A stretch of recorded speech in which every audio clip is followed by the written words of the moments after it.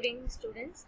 As we have discussed that I'll give you some videos about random variables, discrete random variables, continuous random variables, and joint probability distributions. How to extract the probability mass function, how to find a distribution function, how to find a cumulant distribution function, and how to get the probability density function, and also some of the joint density problems. All those things will be posted as their videos hereafter. And today I am giving you the video of random variables. So I want you to subscribe the videos so that whenever I post a new video, we'll have a alert so that you can view it and get benefit of it. Now we'll discuss about random variable. We already had few glimpses about random variables in the previous classes. Now just think that you're tossing the coin. There are some outcomes. Okay, so when you toss a coin, the outcome is either you get head or tail. So if you toss the coin twice, you will get the outcomes as head, head, head, tail, tail, head, and tail, tail. So likewise, we get a random experiment. Out of a random experiment, we get sample space. That sample space is denoted as capital S, and if you record the sample spaces, these sample spaces are associated with the x values. X is nothing but values in the real line. So now consider this problem. A coin is tossed 5 times. If a coin is tossed 5 times, the outcomes, that is sample points in the sample space, are tail, tail, tail, 5 times tail and 5 times head, and there would be a combination of head and tail which would occur 2 power 5 times. That is 32 sample points are available. Suppose think you are tossing the coin twice, then it is 2 power 2. What is 2 power 2? Which is equal to 4. So your outcomes are 4. That is your sample points are 4. Suppose think that you are tossing the coin thrice, then it is 2 power 3. Then the outcome is 2 power 3 is 8. So you will be getting 8 sample points in the sample space. So likewise, we observe a random experiment and sample points in the sample space, and that your random variable x is a function of sample space to the real numbers. So sample space is S, and which is mapped to the numbers on the real line.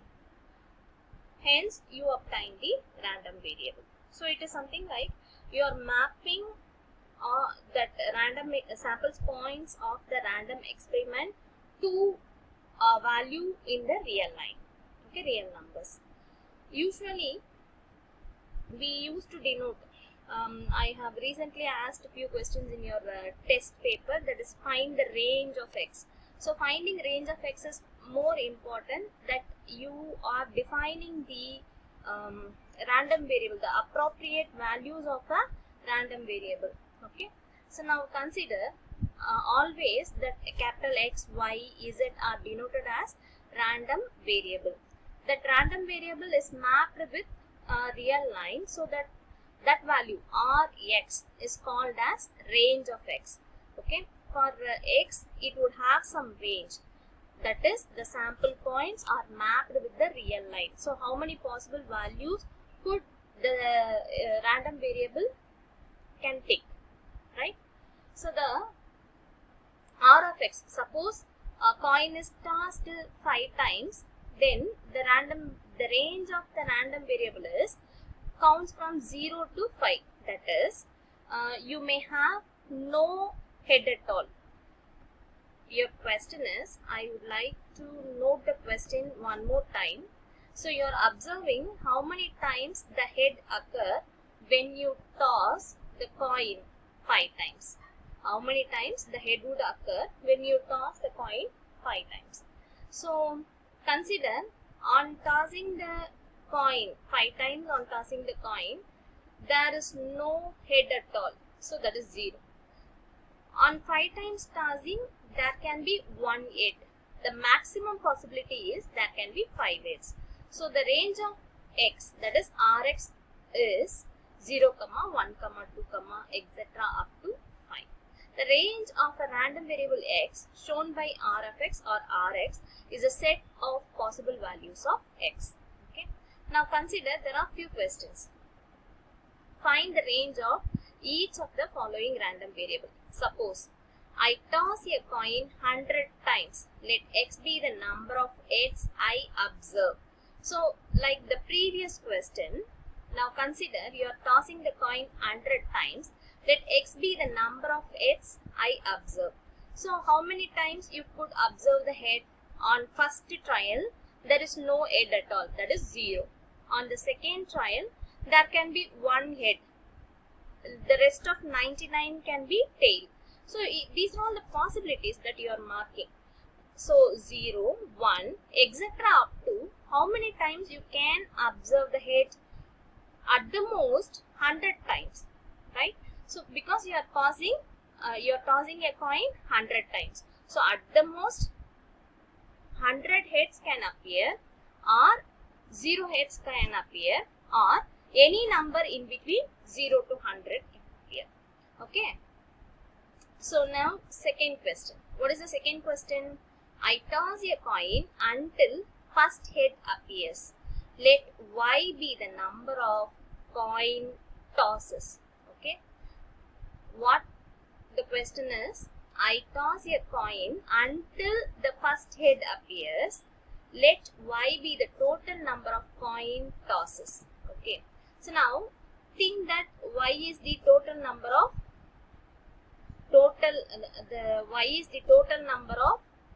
coin tosses. Now the random variable y can be a positive integer, then range of y.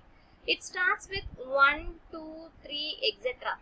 because they meant I toss a coin until the first head appears. So up to the first head appears, I toss the coin and I note down the values, that is how many head appears. I note down the values after I get first head.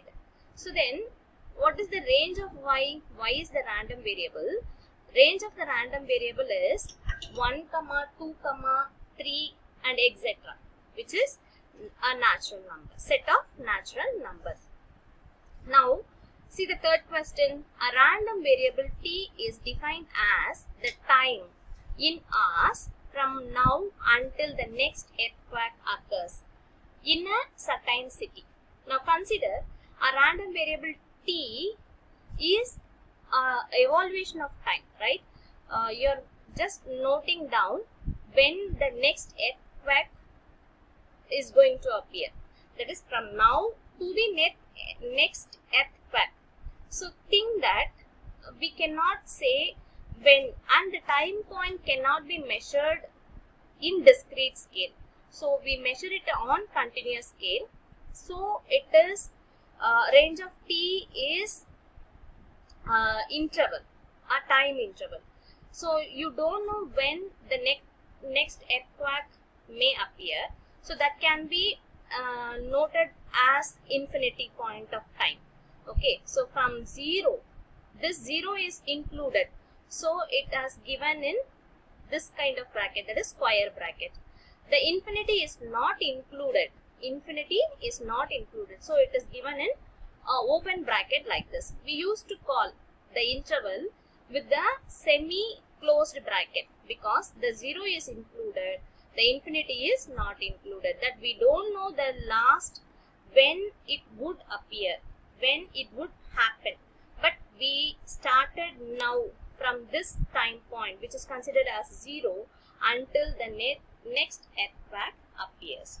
Okay. So first I am specifying the ranges of the random variable.